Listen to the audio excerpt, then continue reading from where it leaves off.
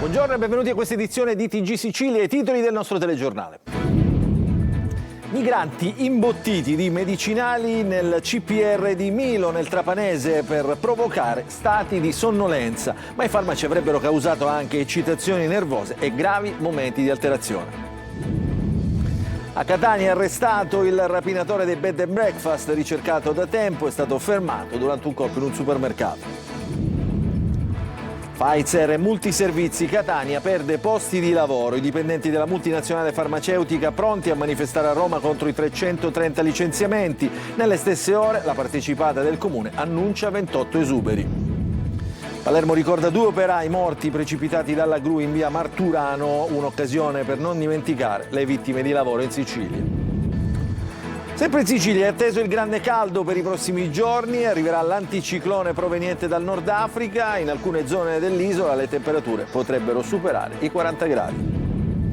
Campioni del mondo di innovazione, 4 studenti del liceo Boggiolera di Catania conquistano il titolo mondiale di robotica in Corea del Sud. Carlo Verdone è protagonista da Cireale, l'attore e regista parla di cinema nel corso del primo dei 4 appuntamenti della rassegna a lui dedicata. Calcio, il Palermo comincia il ritiro in Val Gardena, 28 i calciatori a disposizione di mister Inzaghi, il Catania si ritrova al Massimino per i test atletici, ufficializzato il primo acquisto della gestione Varrà e il romeno Miai.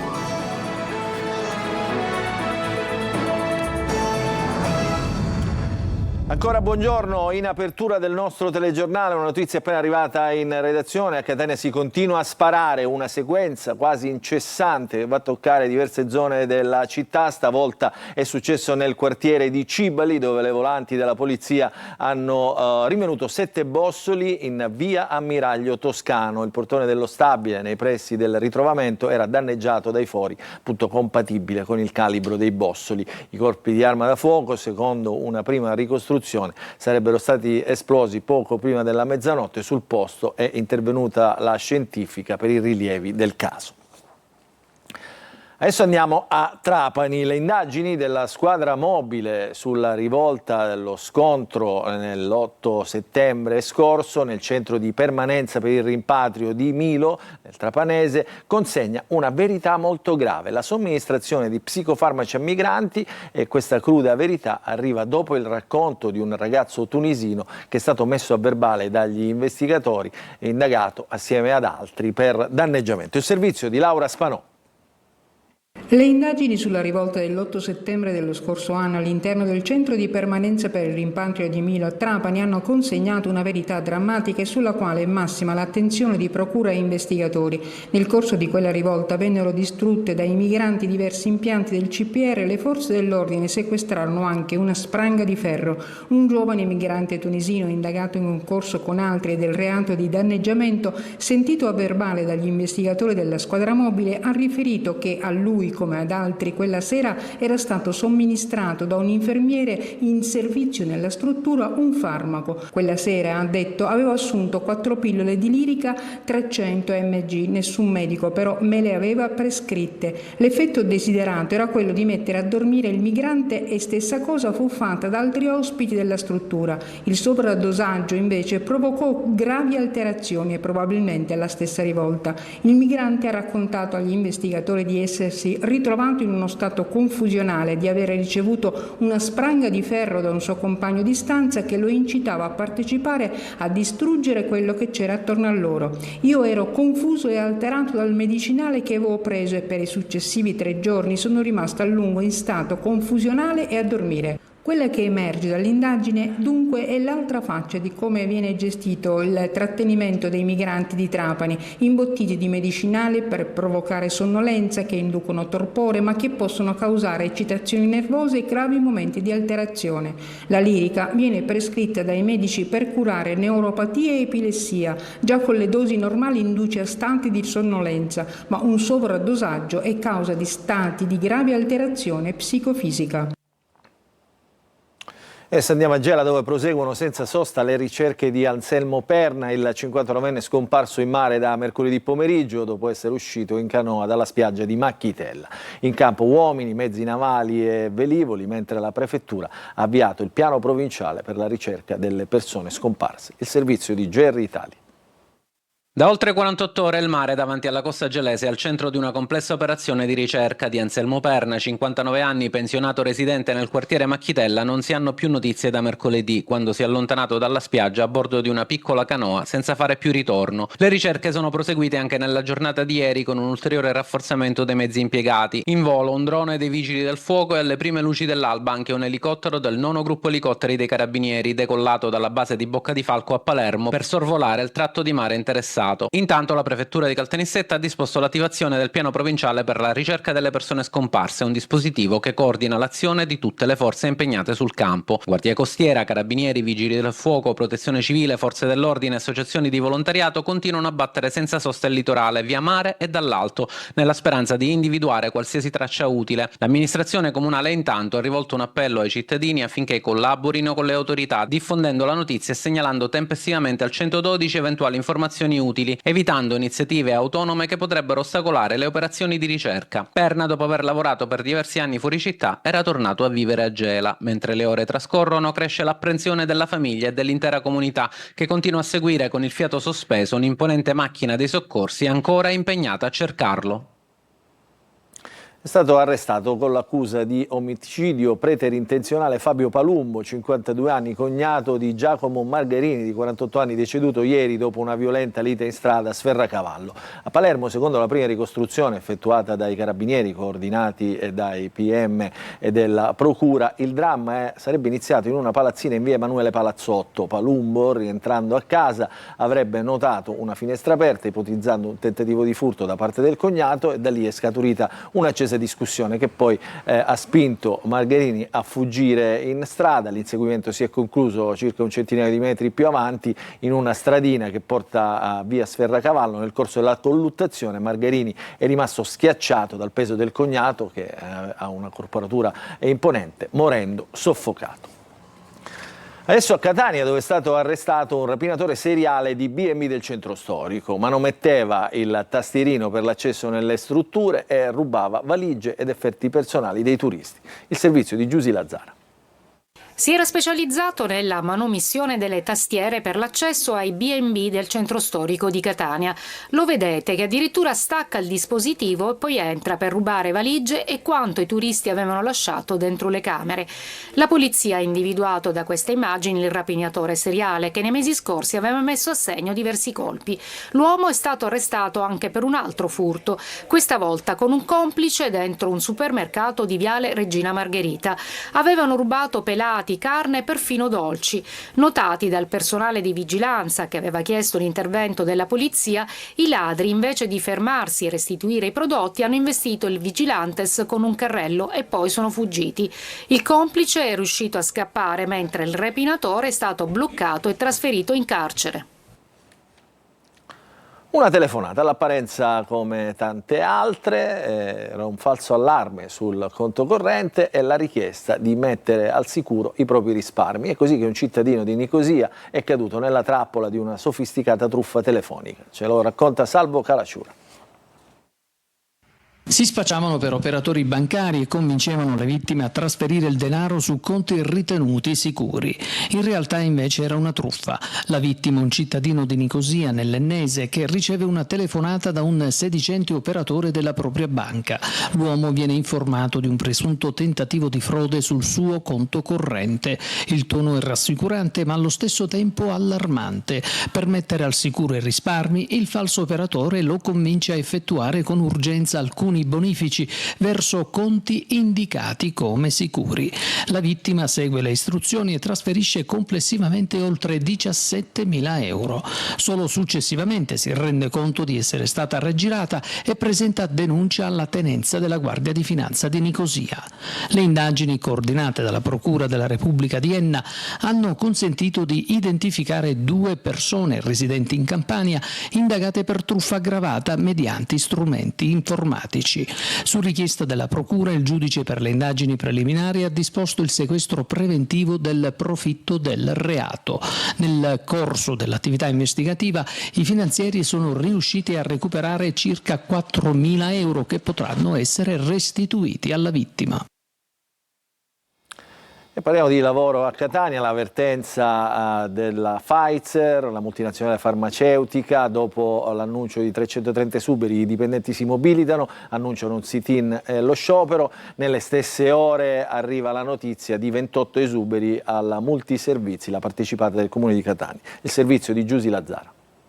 La nube nera dei licenziamenti aleggia sul sito del colosso della farmaceutica Pfizer di Catania, esuberi per 330 dipendenti, ai quali si aggiungono altri 40 dell'indotto con Amstrad.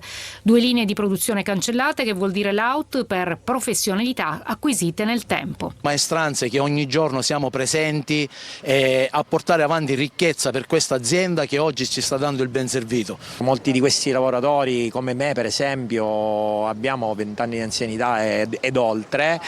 Abbiamo messo le basi, una famiglia grazie a questa azienda, e adesso ci vediamo catapultati in una procedura che ha del surreale. E i dipendenti si mobilitano il 17 con un sit-in davanti all'azienda, il 22 sciopero e presidio a Roma durante l'incontro dei sindacati al Ministero delle Imprese e del Made in Italy. Pfizer se ne sta andando perché evidentemente ha deciso da tempo di lasciarci, perché non ha mai investito seriamente, ha fatto solo dei piccoli investimenti per renderci al minimo adeguati a quelle che sono le richieste delle normative attuali, niente di più. Sempre a Catania annunciati 28 esuberi alla Multiservizi, la partecipata del comune che si occupa di manutenzione verde. Questa volta si tratta di un programma di accompagnamento volontario all'esodo per chi è vicino alla pensione e non ha la qualifica professionale idonea per svolgere la mansione richiesta dal contratto. Sono passati 3 mesi dalla tragedia di via Marturano a Palermo, ma nulla è cambiato sul fronte delle vittime del lavoro. Parlano i familiari oggi in sit-in con i sindacati a Palermo.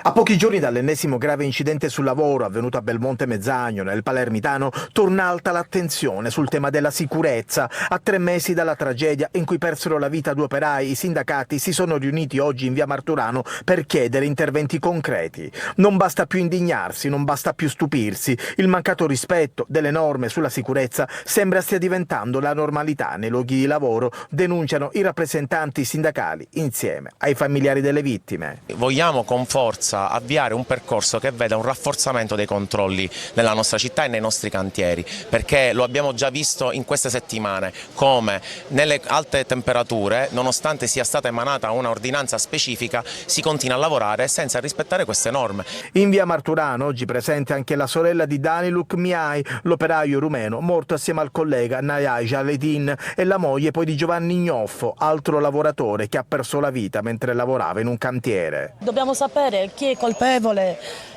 perché è successo. Certo, aspettiamo tutte le risposte possibili. Quello che è successo si poteva evitare, è assodato, non c'è bisogno che me lo dicano loro. Però io voglio sapere, mio marito si poteva salvare, mio marito ha sofferto, mio marito ha capito quello che stava succedendo. Cioè noi non sappiamo nulla, noi sappiamo solo quello che abbiamo manco visto, quello che ci hanno detto. Quindi, è possibile che a ottobre sono 3 anni e noi non sappiamo, cioè io ho 3 figli che ancora attendono delle risposte, i miei suoceri sono adulti, sono persone di una certa età, se ne devono andare senza avere queste risposte, non è giusto. Adesso cambiamo argomento, parliamo del gran caldo perché in Sicilia arriva l'anticiclone dal Nord Africa, previsti picchi di oltre 40 gradi, soprattutto nelle zone interne dell'isola. Il servizio di Francesco Aloi. L'anticiclone non dà tregua alla Sicilia, dove la colonnina di mercurio è destinata a registrare temperature sempre più alte. A partire da metà della prossima settimana sono attese temperature fino a 42-43 gradi e tutto questo a causa di un'alta pressione di matrice africana che tenderà progressivamente a consolidarsi. I medici consigliano di evitare di uscire nelle ore centrali della giornata, bere molta acqua, mangiare frutta e verdura, ma anche usare dell'abbigliamento di colore chiaro se si è costretto a uscire coprendosi il capo, non usare condizionatori a manetta come si dice, ma bisogna seguire una banale regola: temperatura esterna diviso 2 più 10 gradi, quindi se abbiamo 30 gradi fuori diviso 2 15 più 10 25. Quindi condizionatori sì, ma con moderazione, e poi se potete andate al mare. Adesso parliamo di 4 studenti del liceo Enrico Bogiolera di Catania che conquistano il titolo mondiale di robotica in Corea del Sud. Il servizio di Eva Spampinato. Good morning everyone. We are Team Revenant from Italy. Loro sono Emma, Andrea, Simone e Giovanni. Insieme formano i Revenant e da qui, dalle aule del liceo scientifico Bogiolera di Catania, hanno conquistato il tetto del mondo. Per ottenere il titolo mondiale di robotica sono volati sino in Corea del Sud, dove si sono confrontati con 3.000 studenti provenienti da tutto il mondo, vincendo la RoboCup Junior nella categoria On Stage Advanced. Per quanto io ci potessi sperare, non me l'aspettavo nemmeno io. Quindi, perché lei eravate nella patria dell'intelligenza artificiale. Qui in Asia è pieno di paesi super ricchi di intelligenza artificiale, robotica già domotizzata nelle abitazioni, anche nella vita quotidiana delle persone. Sul palco hanno portato una storia ispirata all'universo Marvel. I giovani attori studenti e i robot, progettati e programmati interamente da loro, hanno dialogato e recitato insieme in inglese. C'erano vari robot con cui noi dovevamo interagire senza toccarli, quindi avevamo un riconoscimento gestuale per esempio prendere le gemme dal guanto di Thanos per rimetterle, e poi la parte più importante era il nostro sistema di intelligenza artificiale completamente offline, che ci permetteva di comunicare con tutti i robot attraverso dei comandi vocali. Un successo che premia talento, creatività e una scuola che investe nella formazione tecnologica. Noi abbiamo iniziato a lavorare al progetto di quest'anno a settembre con un impegno veramente su base quotidiana. Noi trascorriamo tutti i nostri pomeriggi qui nel laboratorio a scuola. Noi siamo invece un liceo scientifico, non abbiamo un laboratorio di elettronica, non abbiamo tecnici che possono aiutarci in questo senso, quindi noi dobbiamo giocare tutto sulla nostra inventiva. Bravissimi, complimenti ai ragazzi e ai docenti. Adesso cambiamo ancora argomento, parliamo di cinema, parliamo di ironia al cinema e parliamo di Carlo Verdone, impegnato in 4 serate ad Acireale, a lui dedicate. E l'attore romano è stato intervistato al nostro TG, il servizio di Tonino De Mana.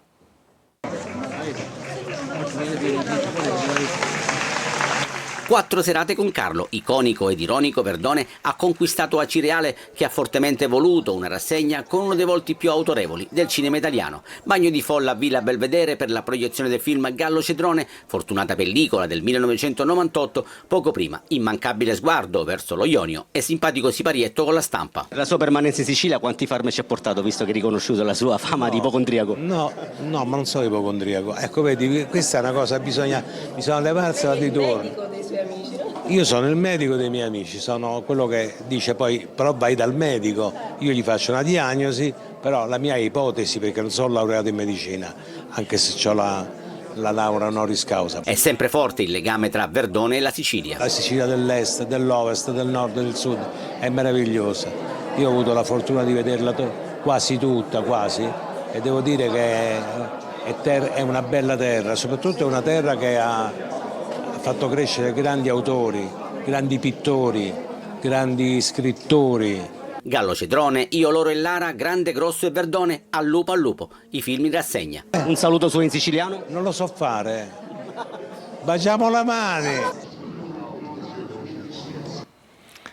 E allora la rassegna che proseguirà, come avete sentito, nei prossimi giorni. Noi invece ci fermiamo per una piccola pausa, poi andremo nel ritiro in Val Gardena del Palermo e parleremo del primo acquisto ufficiale del Catania.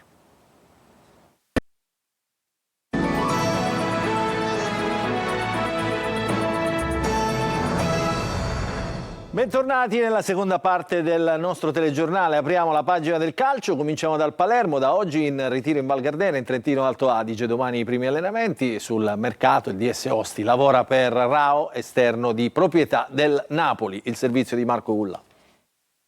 Raduno in Val Gardena e da domani primi allenamenti in ritiro. Il Palermo scalda i muscoli in vista della prossima stagione. I primi giorni in Alto Adige saranno dedicati a test atletici e lavoro tattico prima delle 5 amichevoli estive che serviranno a verificare la crescita della squadra. Sono 28 i calciatori convocati dal tecnico Pippo Inzaghi, tra cui 7 giovani della primavera. Tra gli assenti figurano diversi giocatori destinati a lasciare il club perché fuori dal progetto tecnico. Da Blen a Corona, poi Di Bartolo e Brunori. europei. Il Palermo, dopo il ritiro in Trentino, volerà in Australia per la tournée di agosto e le amichevoli di lusso contro Melbourne City e Juventus. Con l'inizio del ritiro estivo in Trentino Alto Adige, il Palermo continua comunque a lavorare per completare la rossa da mettere a disposizione di Inzaghi. Tra le priorità della dirigenza c'è il rafforzamento delle corsie offensive, fondamentali per il 4-2-3-1 che il tecnico sembra intenzionato ad adottare nella prossima stagione. In quest'ottica cresce l'ottimismo per Emanuele Rao, esterno classe 2006 di proprietà del Napoli. I contatti tra i due club hanno prodotto segnali positivi e i rosanero appaiono in vantaggio rispetto ad Arezzo e Benevento nella corsa al giovane talento. E adesso il Catania che ha ufficializzato il primo acquisto, si tratta del romeno Mihai. DS Varrà punta sulla linea verde ma garantisce una squadra competitiva. Oggi la presentazione di Mister Longo, il servizio. Preannunciato dal DS Varrà, il primo acquisto del Catania è Luca Alessandro Mihai, classe 2003, romeno con esperienze in Italia con Chievo Verona, Bologna, Spal, Trento e Albino Leffe, ma anche con l'Under 21 del suo paese.